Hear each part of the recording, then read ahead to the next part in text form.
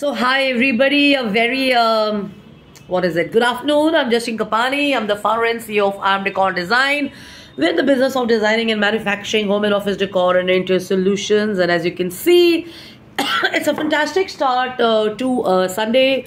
Your sun is out. It's nice and nice. And what I'm really enjoying is excuse the medicines and everything, but this decor on my table.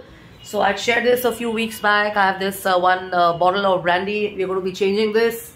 So there's a set of bottles on my table and stuff, and we've got these beautiful greens. And I don't need to step out because I've got nature indoors and stuff. And trust me, and I'm saying this when I wake up in the morning, I look at the plants and I get refreshed and stuff, you know.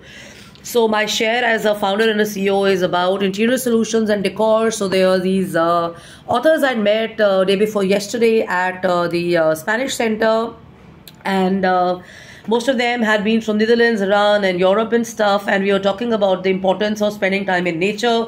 Apparently, it seems that it's not just in our country in India, but it's also in other countries where between 30 and 40 people feel that they are too much into their work and stuff, and are not able to strike a balance between work and play and their lives.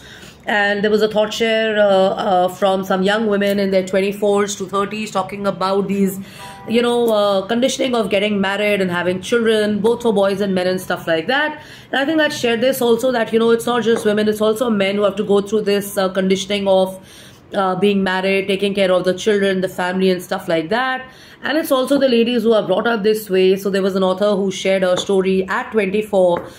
She picked up her bags and she moved to Iran. She lived with the nomads and everything. That gave her a new perspective to her life and stuff. And of course, because of her personal journey and experiences and stuff, she became a feminist. She's not very proud of that.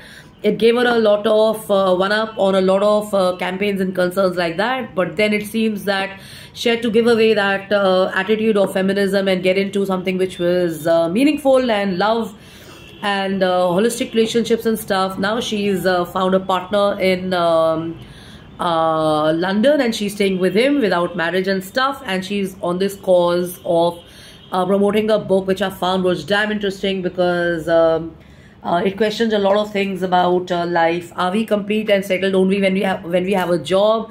Are we settled and complete only when we are earning? Are we settled and complete only when we are married?